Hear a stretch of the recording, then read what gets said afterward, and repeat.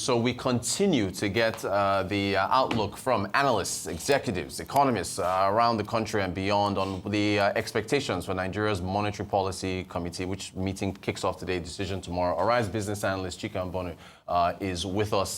Thank you so much for being with us. You're welcome, sir. How are you today? I'm fine. Welcome to a new week. So yeah, look, obviously I want to get your thoughts on what you think. We had Bloomberg who thinks they're going to get a 50 basis point cut, but what do you, I was a little taken aback myself. What do you expect from the MPC? I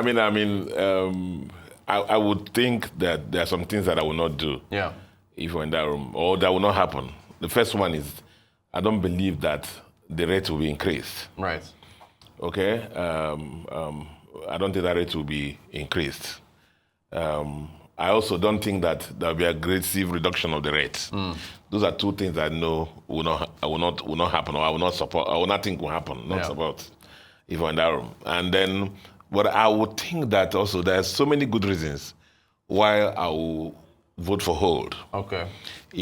Basically, I'm saying that we have come out, or we're coming out from a massive storm, like a plane that has been in massive turbulence, and then we just barely, a lot of the parts of the plane, we don't know how bad the turbulence has affected the parts of the plane. Yeah. So we should be very careful in making any introductions, any alterations, until we think the plane has stabilized. So I'm saying the fact that the economy has been very, challenged. Yeah. Luckily, Governor Cardoso, who happens to be, I think today is his second year in office.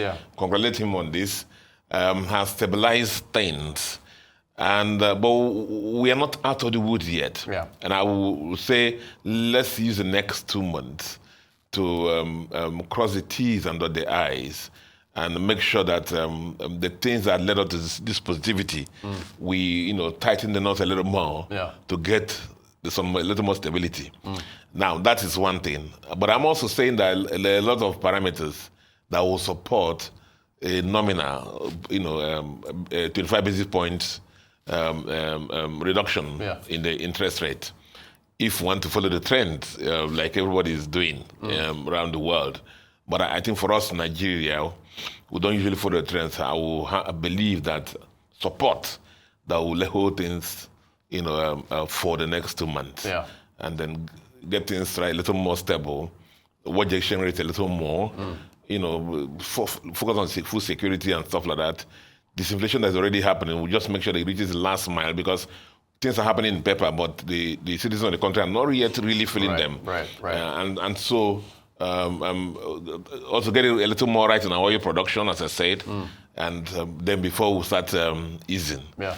That's my own. But I said there's enough on the ground to say, let's do 25 basis point reduction. Okay, fantastic. We'll see how things turn out. Lovely to get the different views on what to expect. Now, since we're talking about the CBN, it is, of course, the regulator of the banking sector. We have two banks that released half-year earnings on Thursday or Friday, I believe. United Bank for Africa and Zenith Bank. Which would you like to tackle first?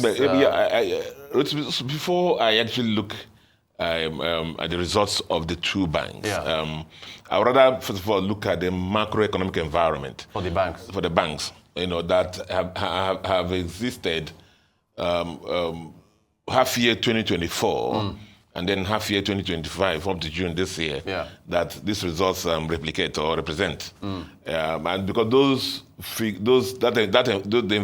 the two environments have affected the decision of the banks, which also filtered into the figures that we may be looking at. The first thing you see is that the half year 2025 is the first thing is that we have an environment of this inflation happening in Nigeria now, whereas in 2024 inflation was accelerating, peaking at the point when they started the deceleration, and so this will affect issues of interest rate, the real incomes, and so on and so forth. Yes. In last year, 2024, GDP growth was about 2.3 in Q1 with a weaker momentum.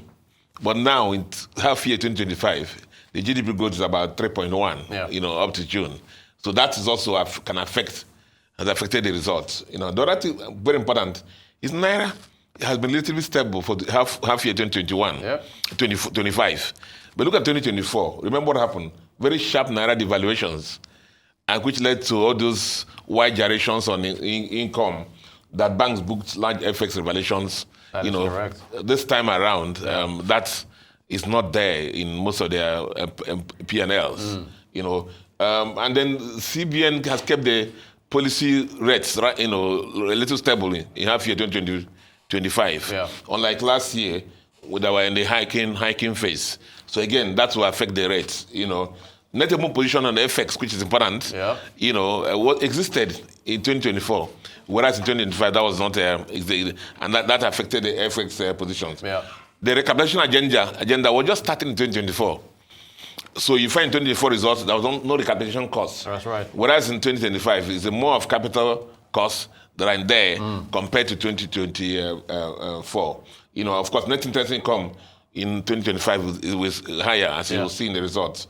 And then, of course, non-interest income, ROTUs.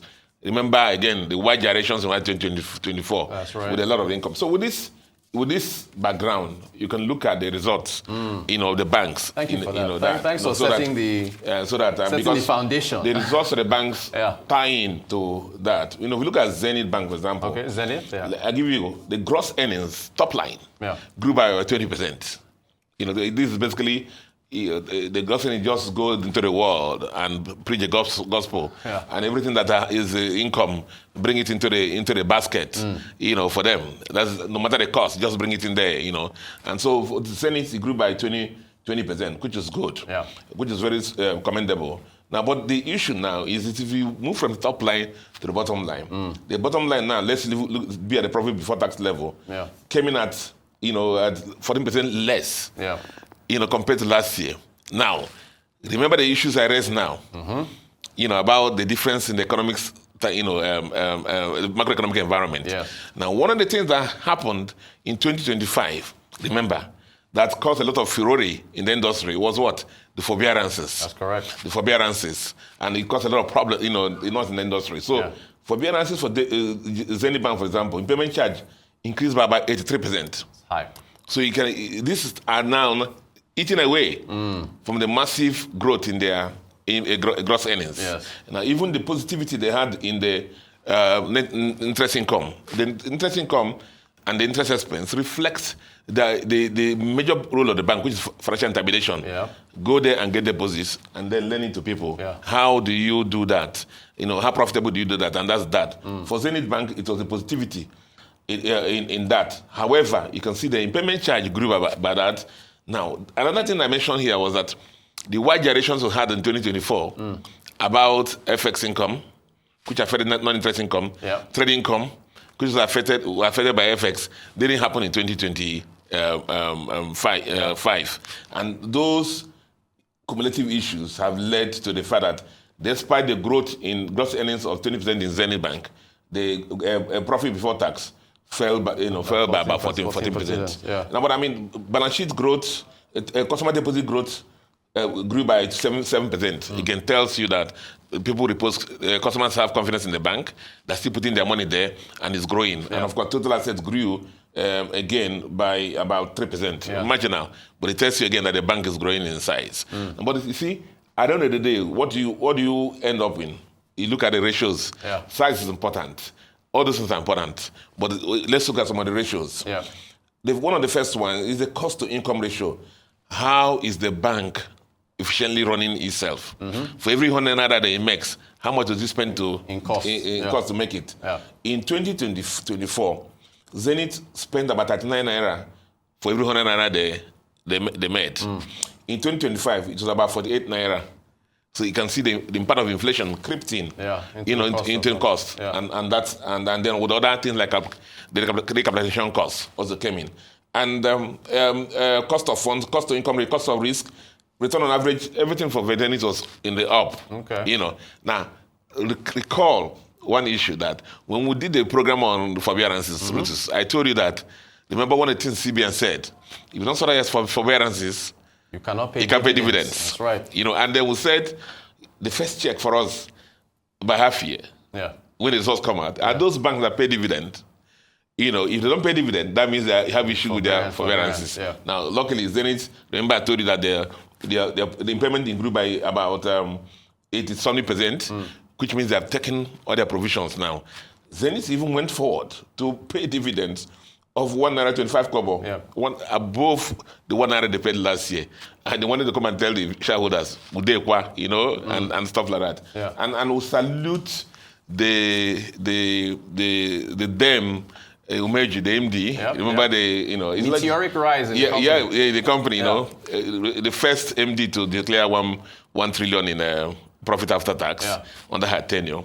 The bank's rights and public issues oversubscribed by 160%, and plus other commendable things she's done, plus other awards, the migration to new software, and so on and so forth. So our sisters are actually, working in the banking sector. When you mention the ladies, remember Onyali Igbe in Fidelity, and these in the industry, these are known as the tigresses, like that. So that's that for that. Chika, you know what? We can extend this because we run out of time. Because you went to in-depth, we're going to tell our viewers that we do UBA half year tomorrow, and then also get your reaction to MPC. Okay. Thank you so much for the insight. Really appreciate it.